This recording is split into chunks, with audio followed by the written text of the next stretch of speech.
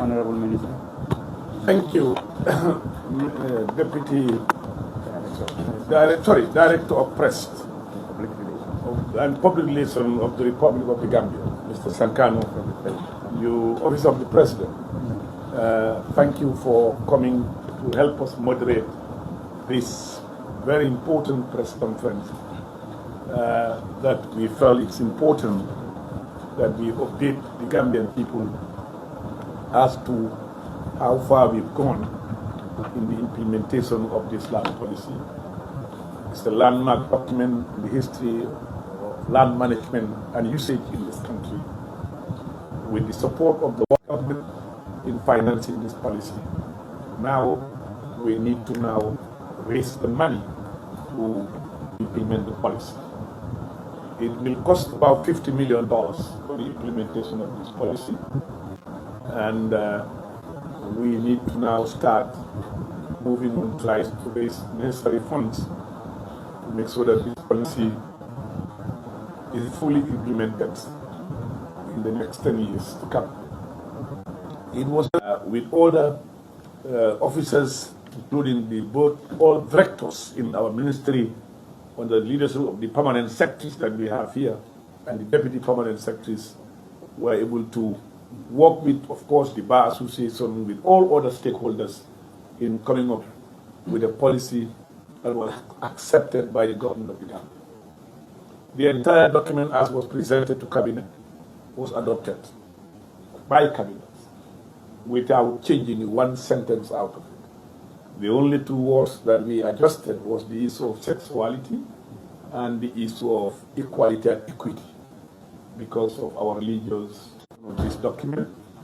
And we believe that it was a document that everybody accepted and adopted. Now the question is, will the government implement this document to the letter? And that's why it's important that we show you we have the political will, we have the desire, and we must implement this policy, come what may. And I can tell you that no other government can reject this policy. Whatever government that comes into power, you will accept this policy, and you will definitely take this policy on board. And in fact, most political organizations were also invited to give their input to this document. So it's a document that belongs to everybody, and it's apolitical. It's a document that comes to really must be on board for us. This is nothing to do with politics. We must all come on board to put this policy in tapes, in audios, that even in all the languages. So, and then everybody will feel proud that yes, this is mine, this is ours. And then the issue of gender has also been addressed. And I think they must accept that women have now been given their full rights, to own land, as equally as those who are non-Gambians will own your entire land. When I own your land, I own your country. And this policy now is addressing that. No matter how rich you are, how powerful you are, you cannot take ownership of our country. Instead, you can come and develop. You can be with us. You can work with us. But at the end of the day, we will be the one to own our land. And I think for me, that's the most beautiful part of this policy. Because what we saw happen in the and thinking that they were getting a lot of money, when that money could only serve them 1 year, it disappears and they become destitute because these people tend to own the land. And that's why this policy is saying no to that. We're going to address that. We'll make sure that owners of land continue to own their land. If you want to work on the land, you have signed a contract with them. That means you can no longer use land the way you want to use it before anymore. But then the challenges we have is the reform program. Because currently our laws need to be transformed to match the policy.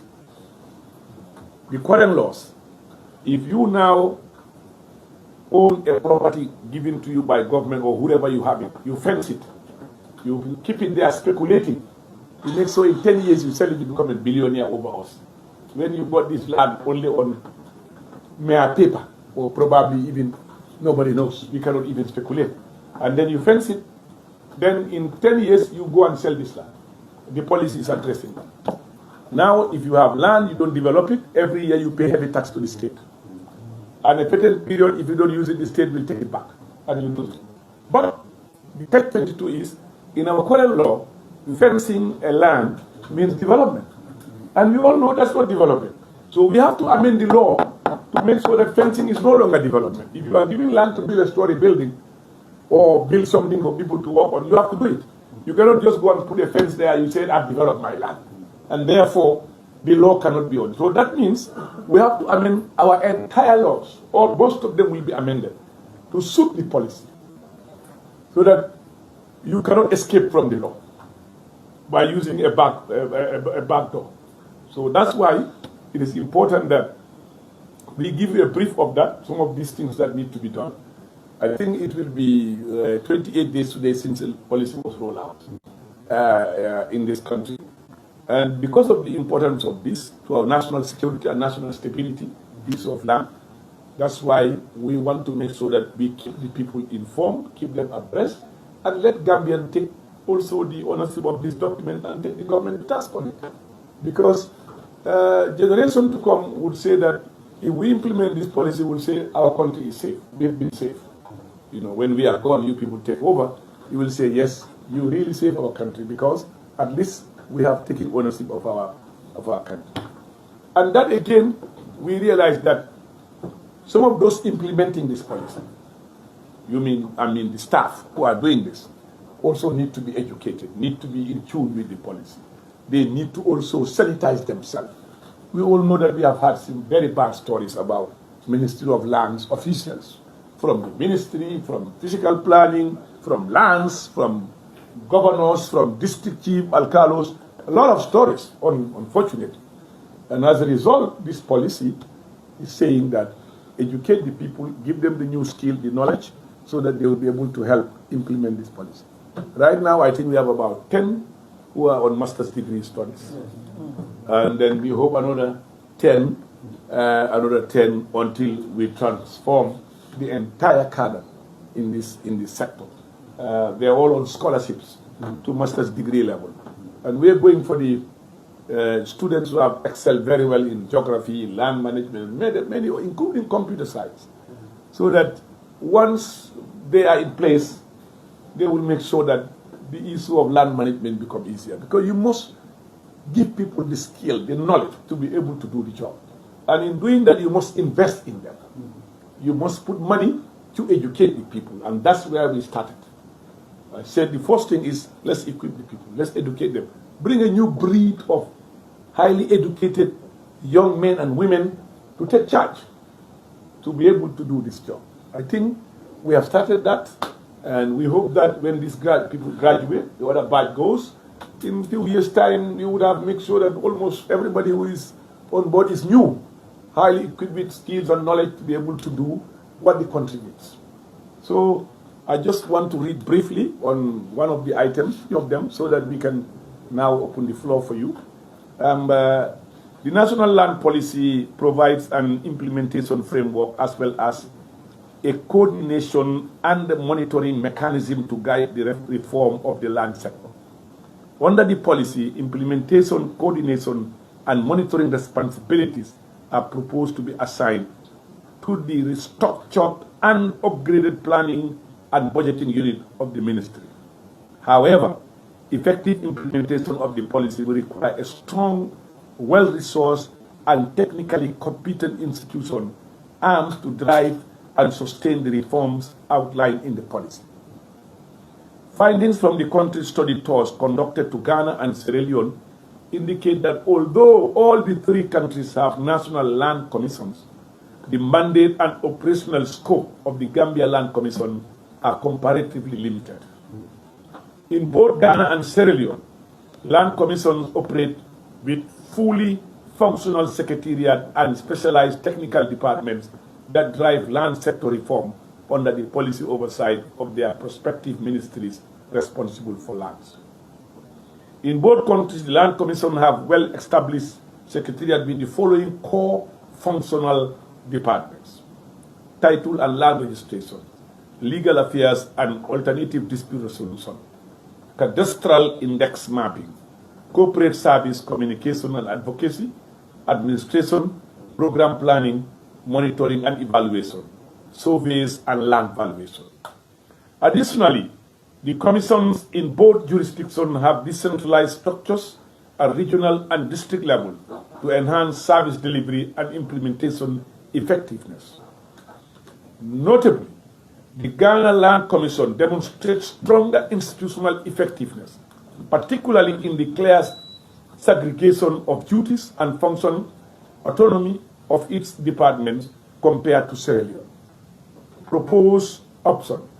In the light of the above findings and taking into consideration the Gambian context, the following two institutional options are proposed.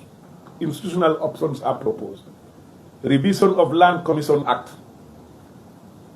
Revise the current Land Commission Act to expand the mandate and function of existing Land Commission and establish a fully operational secretariat with 7 technical and administrative departments outlined above. Establishment of a National Land and Survey Agency. Alternatively, abolish the existing Land Commission and establish a National Land Survey Agency with 7 core departments. The agency will be headed by the Director General or Executive Secretary and governed by a Board of Directors with policy oversight provided by the ministry responsible for lands. Under either option, it will be necessary to establish decentralized regional and district structures to ensure effective implementation. This will also require a comprehensive review of existing land-related laws and regulations alongside the enactment of new legislation where necessary. In both scenarios, it is critical to seek World Bank support to facilitate coordination, implementation, and monitoring of the land policy, particularly to strengthen the program coordination unit within the proposed directorate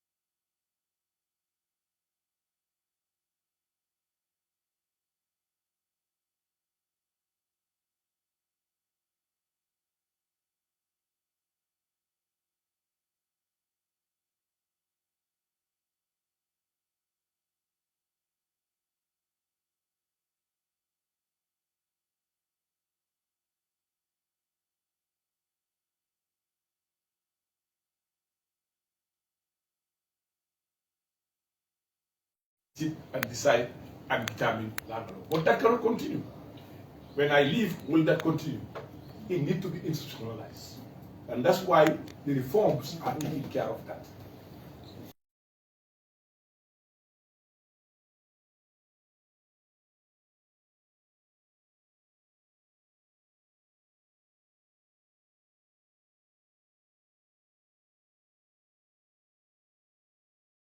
Get it done without any checks and balances. That these policies addressing that. That power will no longer be the minister's power. Minister can make recommendation, but he shouldn't have absolute power to give land without going through the proper checks and balances that will protect national interest. And that's why this policy, the formulation of the policy was, everybody was involved, including the private sector. And that's why you see the policy, it's not, it is a government-driven, political, we have the political, the Barrow administration have the political courage and mandate to do this. So we do this, and everybody came on board. So let's get it done. Now that we get it done, it will not be under the carpet. We want to make sure that almost every month, we tell the people what is happening. So that everybody knows that we have a task before us as a nation to make sure that we protect and preserve our natural resources. It doesn't expire. One use is gone. So that means we have to manage how we use it. And there are a lot of things we have to ask questions. Should we continue to give companies free land? These are all questions we have to start answering as citizens in this policy. Should we continue to give people a big chunk of land? You know, a lot of things that we need to ask ourselves these questions. They are relevant questions. You know, and then I think it is important that we take ownership of this of this document. This government has opened up the door for you. It has said that's it. We all participated, and with the help of the World Bank, we know that with all these things, the implementation process will continue, and nothing can stop it, inshallah. It cannot be very popular for some people. Some other quarters will not be happy with this policy. But I think the ordinary Gambian like me and you and us here would love to see this policy happen. Because at the end of the day, if not tomorrow, 10 years down the line, you have nowhere even to live. Because it will be the ownership of few people who have money in the country, who have the most, isn't it? So this policy is saying, no, that cannot happen anymore. You take land, you develop it. You don't develop it, you take it back. And that's why the way you are giving land will now have to be structured to be done in a very transparent manner. You know, nobody should have that exceptional power, you know, to really, allocate land the way you want it, just by choice or by feeling or by whatever. I think those days are they are gone for good. They never come back, and we pray. And that's why, if you look at the layouts we have, they are all in trouble. Everywhere is a problem. Most of them. Salaji every day, fighting. One plot, 3 people. One plot, people, this plot. Because the way it should have been done, the way it was done before, and the way it is done under the current Second Republic is completely different. And that's why this government felt that it's high time we address these issues to avoid these conflicts, to reduce these court cases. And then we must thank the Chief Justice and the Attorney General Chambers for coming up with a new special court division that will deal with land matters. And then their intention, of course, is to remove land courts from chiefs to bring it to normal court system, because cases are lying there for 3 years, some of them 5 years, in the district chiefs. And this justice denied, justice delayed, justice denied. So we want to address that also, so that you go to a court, they sit on your case in 2 months, they respect. What do you want to do also? You want to digitalize. People go for 3 years, 5 years. I found some files here. 6 years. When you ask where was this file, they cannot tell you it was long kept there, somebody dumped it, somebody. Those days will be gone. You will now come in 2, 3 days, you get a document, you go home. In less than 1 week, digitalize, you get your document, you got your title, you go. If you want to mortgage it, you want to go and do something, you get it. Why should you suffer getting a document 3, 4 years, subject to bribe and all the issues of that nature? That will be gone once we digitalize. And the cadastral mapping too. We make sure that you can tell where land is, who take what, who give the land today, who moved this land, who is allocated this land, and there will be transparency in the system. We are working on with a program with the Hungarian government to help us in this cadastral mapping. We have gone too far. We hope that very soon we are almost there. And we are also trying to build a head office that would have all the agencies in one place, so that the issue of moving from this, running from there, will also be history. So it's not an easy. We want to also digitalize all our documents. You go there, it's a mess that you see. Files all over, scattered. Once you put fire there, this country is gone. But if you digitalize it now, then all these documents are safe. And we are also, that's what we are now advertising. You see all these things, we are now advertising them for people to make a bid for us to start doing that work. I think Mr. Director of the Press, Office of the President, Deputy Director, Office of the President, let me say now, I give you the floor. I want the World Bank consultant also to be given 2 minutes to make a statement, and if necessary, the PS and the lead consultant to add their voices before I open the floor to all of you. Yes. Mr. World Bank, Mr. Meeting. You can come here. You can come here.